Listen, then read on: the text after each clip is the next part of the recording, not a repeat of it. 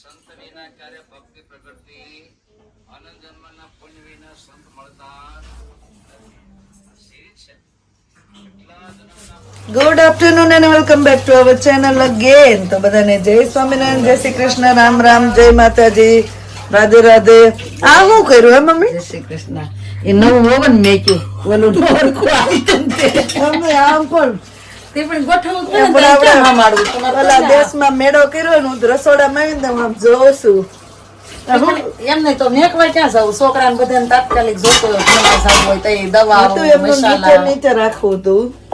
કાલ રજા છે ને, કંઈક ચેન્જ કરવું પડશે. હા તો વાંધો ઈ છે ને હતું એમનું પાછું મીઠું ઓવન મોટો આવી ગયો ને તો જગ્યા રોકાઈ જાય. જગ્યા રોકાઈ જાય અને પ્લસ માં કેવું કે આમ થોડું બે લેવલ માં આ કેવું મેળા જેવું થઈ ગયું છે. ફ્રીઝર લેવલ નો થઈ ગયો નહીં, આ બે નું લેવલ હોવું જોઈએ. છે. કાઢી નાખો હવે એવું થાય. એમ તો કરવું પણ જો બધાને લંચ બોક્સ મેકવા હોય, પાણીની બોટલો મેકવી હોય, બધાને એમ થતું છે એટલું બધું રોડા મૂકતા છે, તો ક્યાં મૂકવા છે? રસોડું નાનું છે એટલે થોડુંક તમારે બધું અહીં સંભાળવું પડે ને. એવું છે. ફ્રૂટ હોય, ભૂકો નાસ્તો હોય, બધું હોય, બધું સંભાળવું જ ખરું. સંભાળવું પડે હો, બહાર ન મૂકવા જેવું. હા તો બસ કૃષ્ણબેન પછી ready થઈ ગયા, ગાંઠિયા જોડે ડબ્બા વળી જવાનું. જાય ને, હમણાં ગાંઠિયા થઈ રહ્યા પછી જમી લીધું મેં. જતો હું નિર્વાબેન કાંઈ નહીં. એને શા હું કહું છું બધા જોવા આવ્યા કે કેમ બધા ક્યારના મતતા હતા કે આપણે માઇક્રોવેવ ચેન્જ કર્યું ને કે કેમ થાય. આવડતું નતું મને તો મેં કુમારને બોલાવ્યા, હું ને કુમાર બે મથી વળ્યા એટલે મેં કાંઈ એક સેકન્ડ માં થઈ હોત ને તો મેં પેલા થઈ ગઈ ન હોય. આશીષે એમ કે હું પણ કે તો પેલા ઉઠીને મને થોડી ખબર હોય તમને માઇક્રોવેવ માં રમત કરવો છે એમ. મેં કીધું તું કોકને બોલતી હતી ને તો ફોન આવ્યો હશે.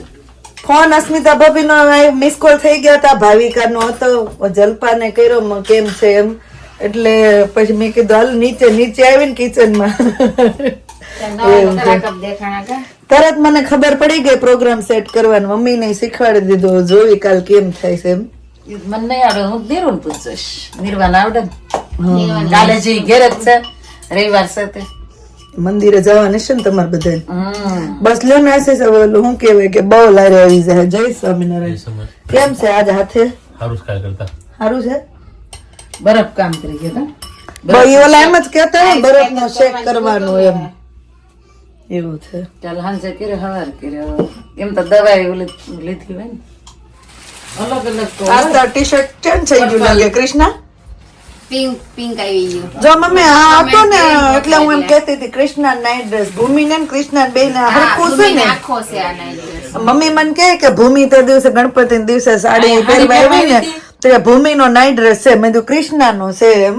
નહીં વાર જ છે. એને આ લઈને લેંઘો છે. ભૂમિનો ભૂમિનો આખો છે. ટી-શર્ટ ને લેંઘો બે હરખો છે એને. એને લઈને તાર રૂમ માં મેક્યો. મેં તાર રૂમ માં મૂક્યો, મેં કીધું કૃષ્ણા નો છે. ભૂમિ નો, એ કે ભૂમિ નો નથી, કૃષ્ણા નો છે. મેં ભૂમિ અહીં હાડી પહેરવા ઓલી આવી હતી ગણપતિ નો લીધી, તે મેં દી ભૂલી ગઈ છે. મેં એ કાલે સસરા આવ્યા ને એને મોકલી દીધો. એનો હતો હિરલબેન આવ્યા હતા, હિરલબેન નો પેડ્યો હતો. બધા એના કાલે આપી દીધા. એટલે હો નાઈટ ડ્રેસ આડી પહેરવા આવ્યા બધા. કૃષ્ણા ને ચેન્જ થઈ ગયું ટી શર્ટ એમ ને. આપણને બ્લેક કલર ફેવરેટ હા, છે. તારો એટલે black આપણે favorite હોય ઘણા. બધા ટી-શર્ટ બ્લેક માં છે. શોભે જાવાને બધા મારો બ્લેક ફેવરેટ નથી પણ લેવી બ્લેક કલર જ, કેમ કે ધોવાનો પ્રોબ્લેમ થાય, વ્હાઈટ જ વધારે મેલા થાય. વ્હાઈટ ને White તો પિંક હું કલર. ઓછા લઉં. મને તો બહુ ગમે. White તો હું નથી લેતી. મને બીજા કલર હોય, બહાર જાવ ત્યારે જોજો તમે કલર નું જોઈશ. હું તો હું બ્લેક જ લઉં. પણ એક શોભે હા પણ તમારે પછી અહીં ધોવા નામ તેમ હોય તો પડ્યા રીતે ઉપાધિ. આમ તો અહીંયા એવું છે કે જાજા ભાગે તમને અહીંયા બે કલર બ્લેક ને વ્હાઈટ વધારે જોવા મળે. બીજા પચરંગી કલર હોય ને એટલે એમ કે પાંચ શું કે બહાર નું લાગે છે કપડું એમ. મારે અહીં બધા પહેરે નહીં ને, અહીં બધા બ્લેક જ પહેરે વધુ કપડું. કા મોટા મોટા ગકલા ઓવરસાઇઝ પહેરે. હોય એટલે વિધિન પર ટી શર્ટ હોય, આમ હાવ ઘાટઘૂટ વગરના કપડા ઓવરસાઇઝ પહેરે ને. size પહેરાય વધારે. બે ને લીધા લાગે સાસ તો. ઓલાને જ ધ્યાન ક્યાં સમજે એમ નહીં. જીન્સ કાઢ નાખી. મંદિરે જવા રેડી થઈ ગયા એમને. મેં કીધું ટોપ બદલીને કુર્તી પહેર લે. કા નિર્વા પેન્ટ તો બ્લેક છે, જીન્સ નું તો હાર છે.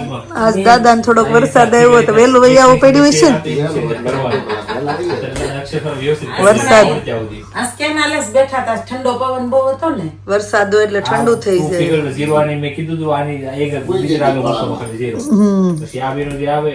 ફોન બહાર હારવા ગયા હતા ને ત્યારે કે રોવા માંડ્યું. દીદી નહીં પણ આ આશીષ સંભળાવે છે ને એટલે કાંઈ અવાજ નહીં આવે. શું લાવી રીવા હે શું કહેવાય એન્કલેટ કોણે પહેરાઈ દીધું તે નિર્વા દીદી નું લાવો કાઢી નાખો. હે રીવા એ દીદી નો તે કેમ પહેરી લીધું કોણે પહેરાયું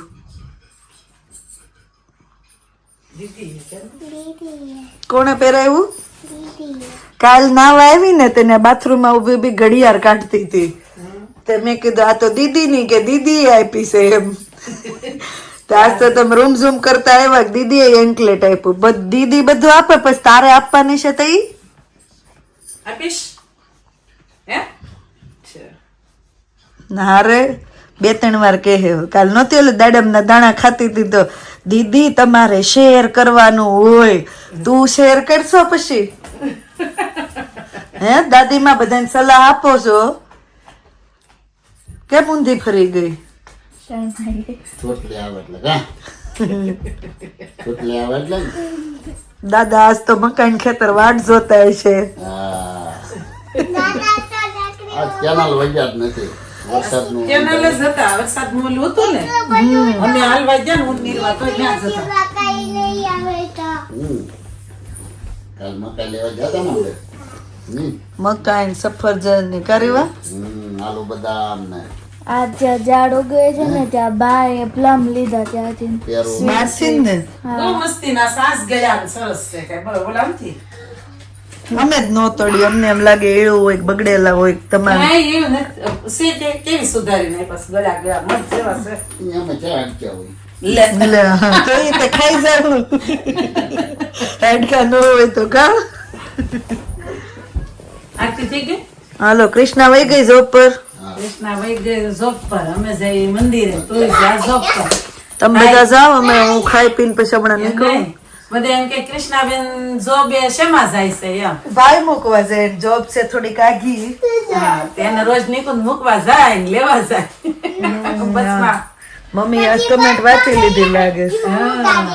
બસ વધારે ફેરવવી પડે એટલે આ આપણે મેળ પડી જાય છે મૂકી આવે ને લઈ આવે ઈઝી તમારે પડે બધાને ગાડી રહ્યું પણ કૃષ્ણા ગાડી શીખેતી પણ ગાડી હા, લઈને જાય બધાને ને. ગાડી છે ભાઈ ને ગાડી છે મારે છે આશીષ ને છે એટલે કોક નો હતો કમેન્ટ હતી કૃષ્ણાબેન જોબે શેમાં જાય તો નિકુંજ મૂકવા જાય ને લેવા જાય કેમ કે બસ માં ને વધારે બસ બદલવી પડે આ તમારે થઈ ગયું હાલો તો થાવ ઉભા કે ગેમ રમાવા મીડી છે માથું વળો હાલો ફટાફટ લે હું વાત છે કોઈ ગેમ નથી ટેબ્લેટ માં કાઢ નાખી છે ફુવાએ આગળ રિમાન્ડ ઉપર લીધા હતા ને બેય ને એટલે કાઢ નાખી છે ગેમ હું આખ્યું ને મોઢા છે બેય ના જ જેમ હું પાછી ચાલો ધોવા મોઢા માથા વાળો મંદિરે આવવું હોય તો હાલો જય સ્વામિનારાયણ જય સ્વામિનારાયણ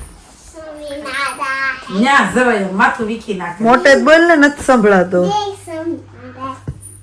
રામ કરે હય જય સ્વામિનારાયણ ભાઈ ની પાસે આવતા બીક લાગે કારીવા મંદિરે જઈ છે કે બધાને એમ થાય એને ભાઈ એટલા બધા ડેન્જર છે હરીવા કેવા છે ફઈ હારા છે કે નથી હારા ભાઈ ભેટા ફી આપ ભેટા હોય ને ખબર હોય કેવા ભેટે એને ખબર પડી જાય કારીવા પણ ભાઈ કામ વગરના ભેટે નહીં લે હારા હાટુથી તો ફઈ કહેતા હોય કારીવા હારા નિર્વાદેન માં રીવા ને કારીવા બ્લોગ માં રીવા આવે ને તો 15 વાર કહેવાનું હોય કારીવા કા તઈ માં રીવા જવાબ આપે ફટાફટ જવાબ જ દેવે ચલો આવજો હા જય સ્વામિનારાયણ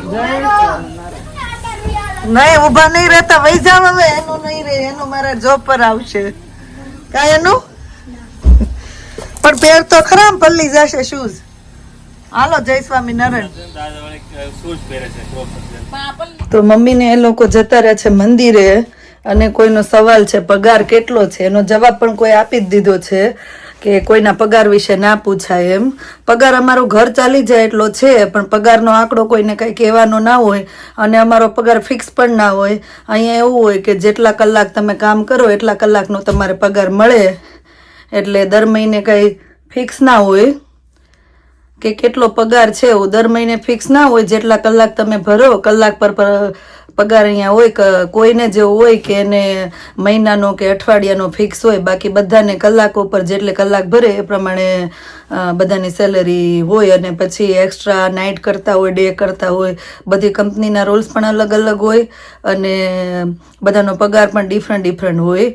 તો સોરી, જેણે પૂછ્યું હતું કે કેટલો પગાર છે, ફિક્સ આંકડો તો ના આપીએ, પણ અમારું ઘર ચાલી જાય છે, અમારે કોઈની પાસેથી લેવા નથી પડતા. એ ભગવાનની શું કહેવાય દયા છે, એટલો પગાર આવી રહી છે અને અમે હરીએ છીએ, ફરીએ છીએ, તમે જોવો છો, મોજ મજા કરીએ છીએ, તો બધું થઈ જાય છે જોબમાંથી. પછી બીજી કમેન્ટ હતી કે કાલે જ્યારે મેં મમ્મીને કીધું કે આશીષના બધા વખાણ કરે છે, તો મેં હમણાં બહુ આશીષના કમેન્ટ આવતી હતી એટલે કીધું મારા વખાણ તો બધા વિડીયોમાં થાય જ છે, મને ખબર જ છે, એટલે થેન્ક યુ. અમારી આખી ફેમિલીના બધા વખાણ કરતા હોય કે મમ્મી આમ છે, ભાભી છે, ભાઈ છે, બધું સારું છે, નિર્વા મંત્ર બધાનું, પપ્પાનું બધાનું બધું સારું જ કહેતા હોય, બધાના તમે વખાણ જ કરો છો. પણ કાલે મેં સ્પેશિયલી આશીષનું નામ લીધું તો કોઈ કમેન્ટ કરી કે તમારા પણ અમે વખાણ કરીએ છીએ. Thank you so much. સિક્કાની બે બાજુ જેવું હોય કે કોઈ પાર્ટ સારો પણ હોય, કોઈ પાર્ટ ખરાબ પણ હોય. કોઈને કશું વખત ગમતું હોય તો એ વખાણ કરતા હોય, એ જ વસ્તુ કોઈને ખરાબ પણ લાગતી હોય કે આની બોલી કેવી છે, આના છોકરાઓ કેવા છે, આમ તે. મને કોઈને ગમતું હોય કે કેટલી મીઠી બોલી છે, જેને જે સારું લાગે તે વખાણ કરે, ના સારું લાગે તે સાઈડમાં મૂકી દે, એવું છે. પણ જે વખાણ કરે છે અને અમને લોકોને આગળ જવા માટે પ્રોત્સાહિત કરે છે, તેના દિલથી થેન્ક યુ. બીજી એક કાલે એક કમેન્ટ હતી કે કોઈએ જોબ માટે રિક્વેસ્ટ કરેલી છે કે જો તમે અમને જોબ માટે હેલ્પ કરી શકો તો.